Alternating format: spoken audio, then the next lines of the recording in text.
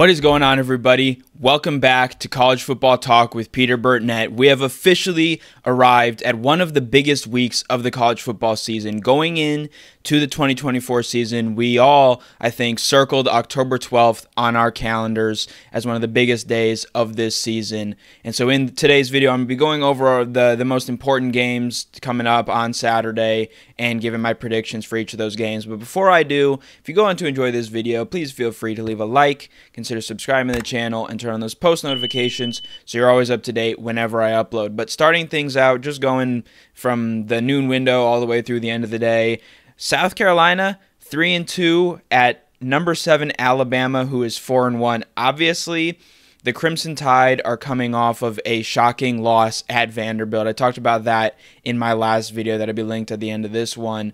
The Gamecocks stopped Kentucky, not the United Kingdom, in their SEC opener this season, but they've since lost to LSU and to Ole Miss. Obviously, Ole Miss lost to Kentucky, so lots of parity in the SEC this year. I think the Gamecocks are able to maybe hang around a little bit, but I think ultimately Alabama is going to play angry in this game. I think they're able to get a win. I don't think they quite cover. They've got a big spread. I think South Carolina keeps it a little bit closer, but I'm going to go with Alabama 33, South Carolina 18. Then moving into the 3:30 window, and here's the first big game of the day. It's the Red River Rivalry between number 1 Texas, who's 5-0, and number 18 Oklahoma, who is 4-1. The Longhorns 2-0 in conference. Oklahoma is 1-1 in conference, obviously with the loss to Tennessee. They still have, I think, a bit of uncertainty at quarterback. Michael Hawkins played fairly well. He didn't really pass the ball all that much in their 27-21 win over Auburn. He completed 10 of 15 passes for 161 yards. Both teams, however, do have top 20 defenses. Texas ranks number 2 nationally in points per game and number 3 in yards per game. Danny Stutzman and Billy Bowman are the two guys who lead the Sooners defense. And then on the Texas side, it's Anthony Hill Jr., Jahdae Barron, and Malik Muhammad. Those are going to be the key guys to watch, the guys that you want to keep an eye on in Saturday's game. Texas quarterback Quinn Ewers is expected to return for this one. However, I don't think it's really that necessary that he does. Arch Manning looked exceptionally good in the games that he started while Quinn was out with an injury. And so I think Texas has the guys to win this one. This game is always entertaining. I don't see a way that Texas wins by a couple of scores. I think they have the talent to, but this game is almost always close, and I think that continues. I think these defenses are a little bit better than maybe they have been in previous years, so I think it's a little bit lower scoring. I think this would slightly be over the over, though. I'm going to go with Texas 31, Oklahoma 24. But I could see that even being a little bit lower scoring than that. Also in this 3:30 Eastern window, this will be 12:30 local time. Number 4 Penn State, 5-0, 2-0 in the Big Ten at USC, who's 3-2 and 1-2 and has dropped out of the top 25. This Trojans team has really just had one good half of Big Ten football in their 3 games. I guess they played well against Michigan, but Michigan has now kind of slipped back and hasn't looked certainly as good as their national championship team, or even probably a little bit below the expectations that we had for them. And then they struggled mightily in the first half against Wisconsin. They did look really good in that second half, and then last week struggled against Minnesota and lost in Minneapolis. So this Trojans team is in a tailspin. This game could very well save their season. Their schedule is easier after this game. Obviously, they'll still have Notre Dame. Outside of that, I expect, but I mean, we expected them to beat Minnesota. So this USC team, their season's really up in the air right now. If they can get a win over a top 5 team, that can turn things around. But this Nittany Lions team has an insanely impressive defense, top 5 nationally. They're 4th in yards per game and considered one of the top defenses in college football. I think they do enough to shut down Miller Moss and Woody Marks, the running back for USC. I'm going to go with Penn State 28, USC 24. One thing the Trojans have done, even in these losses, is they've played the opponent fairly well and kept the game close. I think they do that here, but it's a big road win for the Nittany Lions, who will start to really gain some steam after this one. But they've got a big one coming up soon. Then at 4 p.m. Eastern, Arizona 3-2, 1-1 in the Big 12. At number 14, BYU, who's 5-2, 2-0 in the Big 12. The Cougars have been the surprise of the Big 12 this year, I think, more than any other team.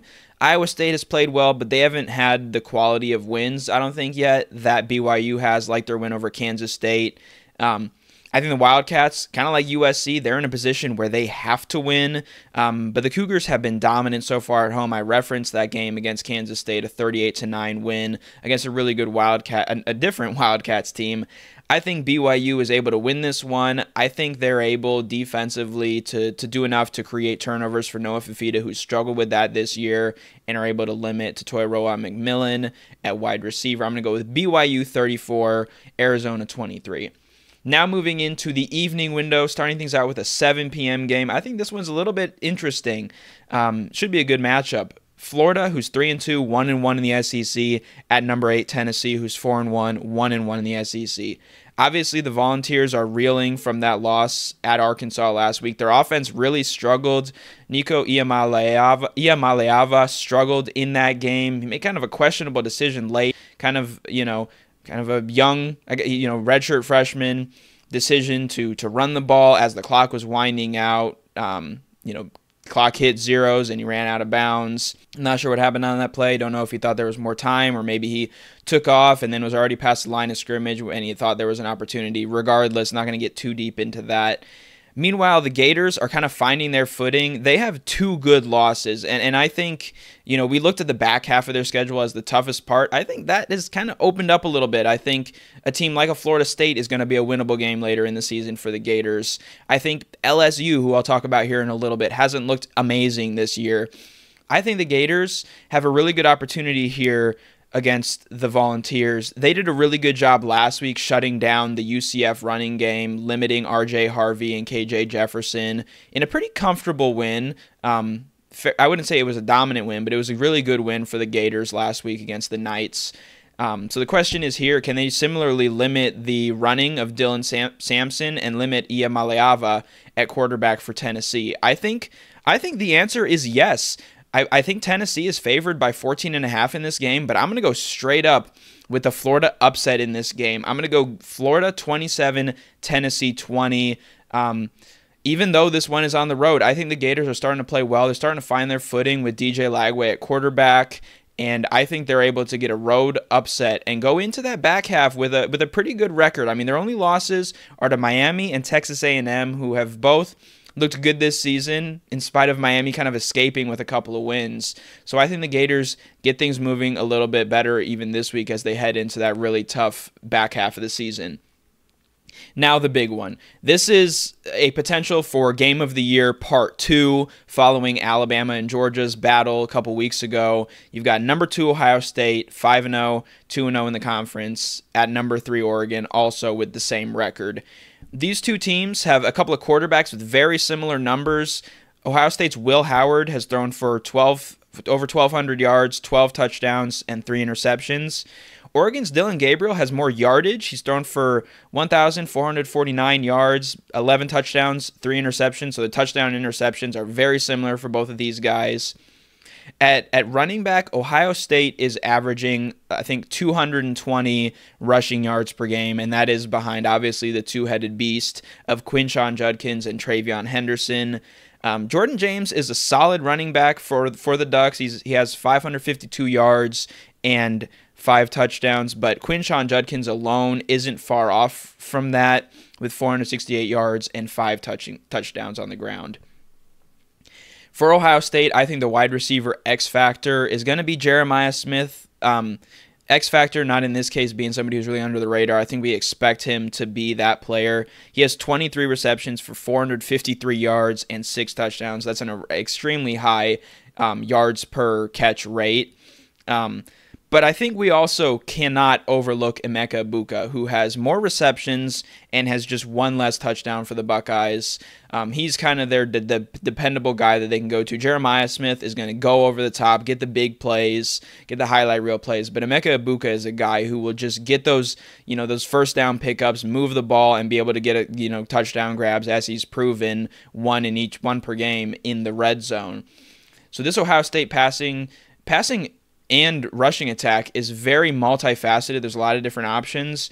Oregon similarly has some good receivers. You look at Quinshon Holden, Terrence Ferguson, Evan Stewart. I think all have over 150 receiving yards this year.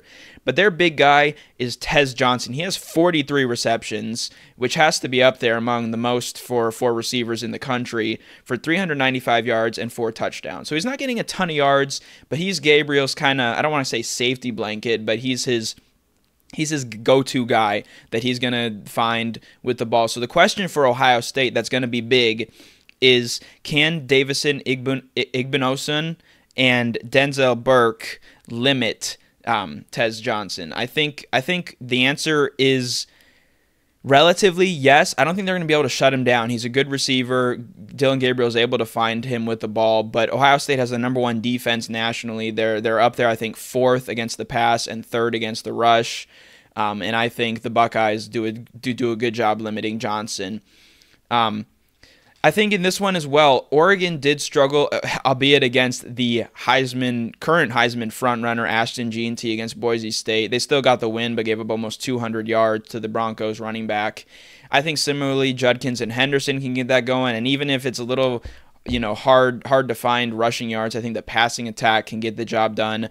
I think Ohio State has looked good through the first 5 weeks. They've kind of steadily increased the progression of the caliber of their opponent. Pretty easy first 3 games in non-conference.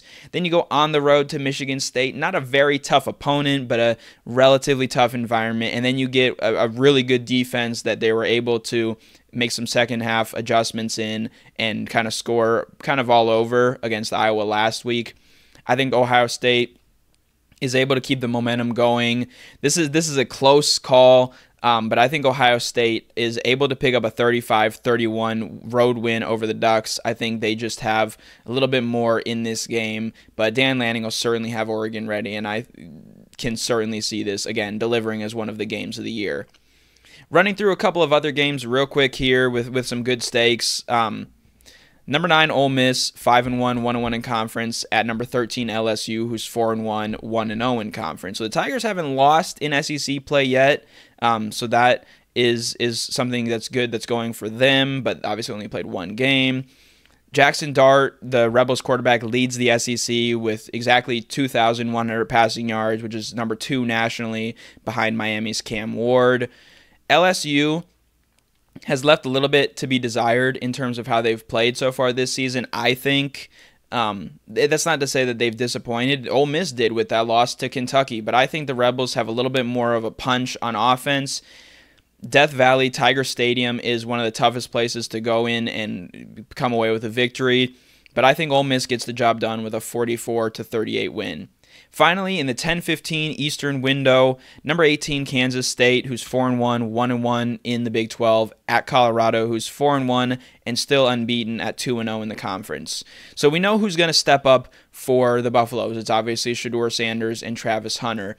But how does Avery Johnson stack up? How is he going to be able to fare against this Buffalo's defense that has looked better this year? They did a really good job actually against UCF, who maybe those nights, it's a question of, is Colorado and are the defenses of Colorado and Florida better than maybe we expected, or is UCF just kind of underachieving this year? So that's kind of an uncertainty, but we do know that on the road, K-State already has struggled against a good BYU team. They lost by almost 30.